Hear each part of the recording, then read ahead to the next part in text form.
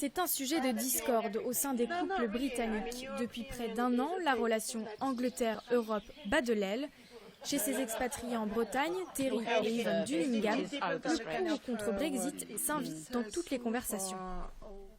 Je suis pour que la Grande-Bretagne sorte de l'Europe.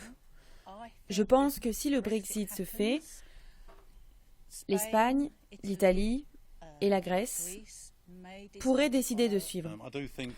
Je pense qu'il faut vraiment rester dans l'Europe, et ce d'un point de vue mondial. C'est vraiment mieux quand c'est ouvert entre les pays plutôt que d'avoir des barrières, ce qui pourrait arriver si on s'en va.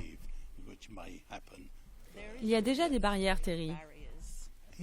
Oui, mais parce que les Anglais aiment bien mettre des barrières entre l'Écosse et l'Angleterre. C'est incroyable. Une sortie de l'Union européenne impliquerait une dévaluation de la livre sterling et donc une baisse des revenus des Anglais vivant en France. Ils sont 20 000 en Bretagne où ils viennent souvent passer leur retraite.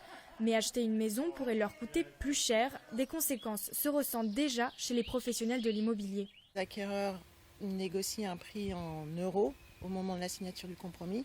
Et au moment de la signature définitive, si le taux de change a bougé, ils se retrouvent avec parfois l'incapacité d'acheter et de perdre leur dépôt de garantie. Donc ça, depuis un an, on a moins d'acquéreurs.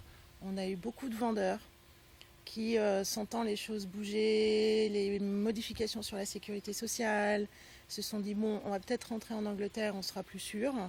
Par ailleurs, les expatriés seraient obligés de demander une carte de séjour pour rester sur le territoire, à moins que des accords ne soient trouvés.